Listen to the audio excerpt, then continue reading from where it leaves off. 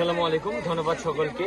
আপনারা হচ্ছে সহজ একটা বিষয়, বুড়িচংয়ের যে হচ্ছে মূল রাস্তা, এই রাস্তার পাশে আসতে হচ্ছে হয়তো এটা একটা মসজিদ, একটা স্থাপনা। এই স্থাপনার এই অবস্থা শুধুমাত্র ফেনী এবং অন্য অন্য যে এলাকাগুলো আছে সেই এলাকাগুলো আরো সমস্যায় জড়িত।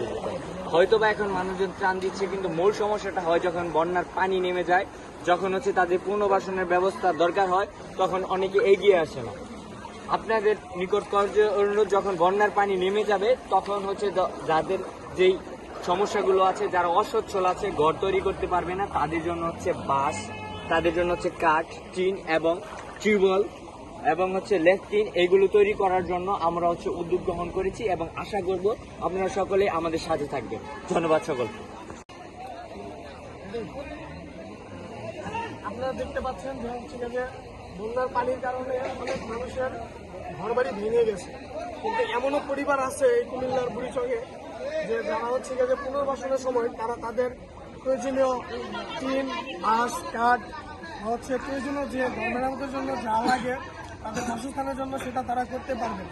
তো আপনাদের কাছে অনুরোধ থাকবে যে পুনর্বাসনের জন্য আমরা আবার আসবো বুড়িচংয়ে, যে যারা একদমই অসচ্ছল, যারা তাদের বাসস্থান আবার এই পুনরায় থাকা বাসযোগ্য না করতে পারবে, তাদেরকে হচ্ছে আমরা তাদের টিন, বাঁশ এবং হচ্ছে কাঠ এবং প্রয়োজনীয় যা লাগে মেরামত করতে সর্বোচ্চটা দিয়ে আমরা সাহায্য করব।